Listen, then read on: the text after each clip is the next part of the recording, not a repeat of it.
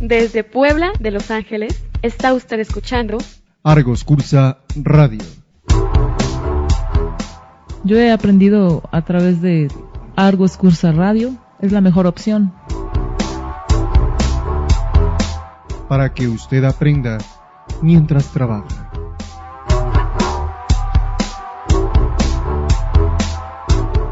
No hay otro programa como este. Yo he aprendido mucho, excelente para los profesionistas.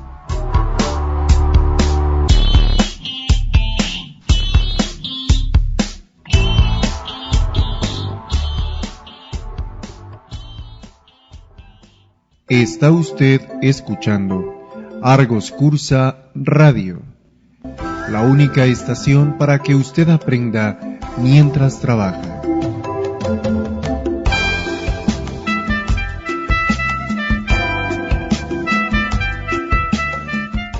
Contador Baltasar, adelante. Gracias, Soledad Nava.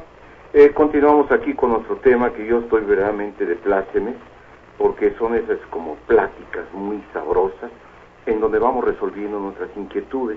Contador Fernando Arregui, cuéntame, en un tema de una sociedad cooperativa, te platico porque yo tengo 2 o 3 clientes sociedades cooperativas, y me entran algunas inquietudes. El diferencial entre el impuesto sobre la renta del 30% y el crédito del YETU del 17.5% por los rendimientos pagados a sus socios por una sociedad cooperativa, ¿pueden acreditarse contra el YETU por tratarse de dividendos? Mira, en ese tema también es controversial, pero en aquel sentido no. Déjame explicarle por qué. Se entiende que los rendimientos que entrega una cooperativa a sus socios son las utilidades de la cooperativa, correcto, son equivalente a dividendos. Sin embargo, la ley del impuesto de la renta los toma como asimilables a sueldos y en consecuencia en el YETU se toma como crédito fiscal. Entonces, si yo estoy aplicando una tasa de impuesto del artículo 113, equivalente, voy a decir, un 30%, las cooperativas tienen una desventaja en el YETU porque solamente acreditan el 17.5 y no el impuesto sobre la renta pagado por ese dividendo que son los rendimientos. Entonces, esa desventaja la autoridad la reconoció en la resolución miscelánea del 2010 en la regla 1435. Sin embargo, para 2011 esa ventaja ya no ese beneficio ya no existe para las cooperativas porque esa regla fue derogada el 28 de diciembre del año pasado. Entonces, desafortunadamente, esa derogación no tiene sentido porque es una gran desventaja que una cooperativa pague rendimientos, el socio pague un 30%, que solo se le reconozca el 17.6. Sí, ahí sí no se vale, porque efectivamente a mí me parece que me están comiendo la autoridad en ese sentido cuando le doy ese rendimiento a la sociedad cooperativa. Lo ideal es que esa regla se volviera a publicar en la resolución. Autoridad, si nos estás escuchando, piensa que estamos pensando con lógica, no a base de una imposición. Es el mismo caso de lo que mencionabas hace rato de la CUFINRES. Correcto. Porque si yo tengo que pagar un impuesto de la renta del 5% y el YETU sustituyó al IMPAC, la fracción 45 transitoria permitía acreditar ese impuesto contra el IMPAC. En consecuencia debería de acreditarse también contra el YETU, pero no hay disposición que lo permita. Autoridad también, escúchanos por favor, no se trata de imponer por imponer. Hay otro tema que también me llama mucho la atención porque como auditor, contador Fernando Arregui, me toca determinar dividendos fictos. En especial, ya ves que esto no sucede con los patrones, que los socios se llevan créditos o le piden prestado a la empresa. Pero ese préstamo, si no cumple los requisitos del artículo 165, pues resulta que se convierte en dividendos fictos. Y ese impuesto, ¿tú qué opinas? ¿Lo puedo acreditar? En ese sentido, normalmente quien aplica esta disposición es la autoridad fiscal. Si le dice un préstamo al socio sin requisitos, entonces tienes que pagar el impuesto. Ese impuesto no se puede acreditar contra el impuesto sobre la renta del ejercicio, pero, en mi opinión, sí se puede aplicar contra el YETU. ¿Por qué razón? Porque en el YETU dice que se acredita el ISR del artículo 11, y este impuesto nace del artículo 11. Fíjate qué interesante tu razonamiento. Sí, como dice el artículo 5 del Código Fiscal de la Federación, las leyes son de aplicación estricta, y entonces no se vale utilizar un método distinto de interpretación, aunque hay circunstancias, como lo estábamos comentando anteriormente, que autoridad no me da chance. Claro, los anticipos a proveedores. Exacto, no es un tema que no deberían de ser. Sí, hay otro punto que no puedo dejar de mencionar tampoco, aunque no nos va a dar tiempo y quiero comprometerte para otro programa de radio, con los reembolsos de capital. Es decir, ¿qué pasa? Porque fíjate que hoy tú y yo como socios, pues muy bien, pero mañana, no, yo ya me voy. Yo ya me voy. Y yo me quiero llevar mi capital. Entonces, estos son temas que los quiero dejar, insisto, para un poquito más adelante. Tenemos algunas preguntas de nuestro público Radio Escucha, entonces creo que no tenemos. Nos seguimos. Contador Fernando Arregui, cuando pago impuestos sobre dividendos, en el formato de la declaración, ¿lo incluyo como un impuesto sobre la renta? Bueno, sí, es parte, ¿verdad? Es parte del impuesto sobre la renta a cuenta del ejercicio. Correcto. O sea, están los pagos provisionales efectuados en el ejercicio y adicionalmente se incorpora el impuesto, se acredita el impuesto sobre dividendos. Ahora, contador Fernando Arregui, recuérdate que en el artículo 11, por ahí de la fracción segunda, te dice que el impuesto que hayas pagado sobre dividendos lo puedes acreditar en el mismo ejercicio. ¿Te dice 2 o 3?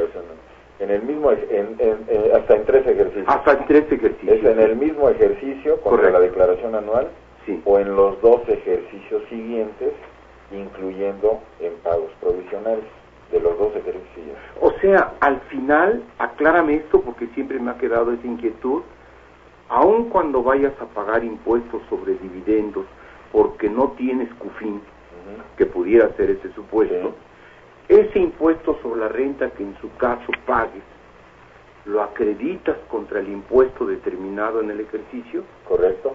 Así es. ¿Está correcto mi razonamiento? Y si no tuvieras en ese ejercicio, tienes la aplicación en los 2 ejercicios siguientes. Sí.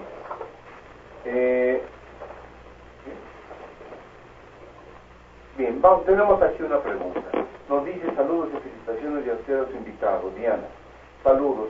Es un tema muy interesante. Quisiera preguntar cuál es el tratamiento adecuado para los remanentes disponibles por una sociedad civil. Esto haciendo diferencia entre anticipos considerados asimilables y los remanentes que se tratan fiscalmente como dividendos. Felicidades, Héctor Ávila, del Distrito Federal. ¿Qué opinas con una sociedad civil? Bueno, que es muy parecidito. Es parecidísimo al tema de las cooperativas. Es correcto. Nada más hay una diferencia. Las sociedades civiles pueden pagar anticipos de utilidades a los socios de la sociedad civil, y estos anticipos se tratan como asimilados a salarios. Eso aplica la tarifa del 113, etcétera. Correcto. Sin embargo, esas utilidades son a cuenta de las utilidades definitivas del ejercicio, y cuando estas se determinan y se le paguen a los socios, estos ya tienen el tratamiento de dividendos, que es el tema que estamos comentando. Es justamente, pero al final, tú en la declaración personal del socio, ¿dónde los incluyes? ¿En dividendos o en sueldos? Unos en sueldos y otros en dividendos.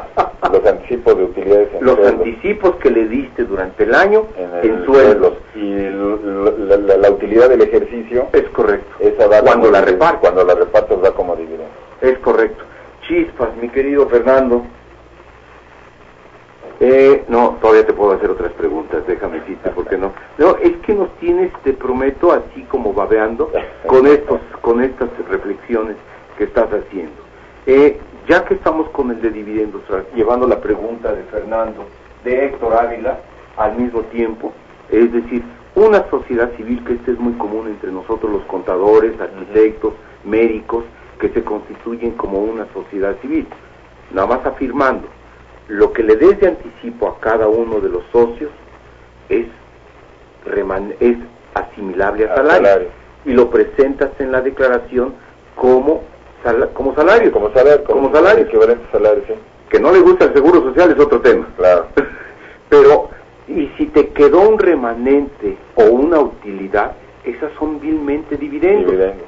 No hay para dónde hacerse. A diferencia de las cooperativas, Sí. en las cooperativas los anticipos de rendimientos y los rendimientos del ejercicio, Sí. los dos conceptos son asimilables a salarios, Es correcto. a diferencia de la Sí. sociedad civil. Es correcto, pero tienen un tratamiento en Seguro Social muy distinto, las Diferente cooperativas, totalmente. que no es el tema ahorita. Correcto. Correcto. No, es que hay, de verdad, yo me pongo a pensar en cuántas reflexiones tenemos que hacer como contadores y tenemos que estar en todo. O sea, tu conocimiento no solamente debe de versar en materia de impuestos federales. En No. su caso, tienes que voltear a ver ley del Seguro Social. Claro. En su caso, tendremos que voltear a ver inclusive las leyes estatales. Ujú. Sí. Una pregunta un tanto boba. Ahora que está eliminando el gobierno federal el impuesto sobre tenencia y uso de vehículos, yo ya estoy pensando qué van a hacer los estados sin ese presupuesto, ¿eh? Bueno, acuérdate que de todas maneras hay un impuesto a la tenencia local. Ese algunos estados pudieran seguirlo cobrando. Ya algunos lo han dicho, yo Ya no lo van voy a cobrar. Bueno, recordemos que el impuesto de tenencia o uso de vehículos es un impuesto federal, pero se vuelve local porque lo administran y se lo quedan las entidades. Es correcto. Pero esto es independiente del impuesto local. La Ya. tenencia o uso de vehículos, que en el caso del DF es para vehículos de más de 10 años de antigüedad. ¿Sí? Entonces ahí estaríamos con eso creo que es un problema para los gobiernos estatales. Sí, porque eliminar implica disminuir sus recursos. Exactamente. Pero bueno, ahora sí a ver cómo le hacen para reducir sus gastos. Pues tú como contador, ¿qué se te ocurriría? Pues nunca he estado en el sector público, pero No. es revisar bien el efecto antes de proponer una reforma para derogar o abrogar un impuesto de tenencia y uso de vehículos. Porque nosotros, comparándolo esto, trayéndolo a los dividendos, ¿cómo vas a pagar dividendos si no tienes liquidez? Ah, claro. Los dividendos, muchas empresas pueden tener utilidades, Sí. pero no tienen liquidez porque las utilidades están representadas por los inventarios, por los activos fijos o por cuentas por cobrar. Entonces, por más utilidades que tengan, pues no pueden hacer un reparto de dividendos si no tienen liquidez. Ese es un tema también muy importante ahorita en el año 2011, Claro, en por que la crisis liquidez, que se está viviendo. y quieras o no, Fer, déjame decirte que hay poca liquidez en estos momentos. Sí, es cierto, tienes razón.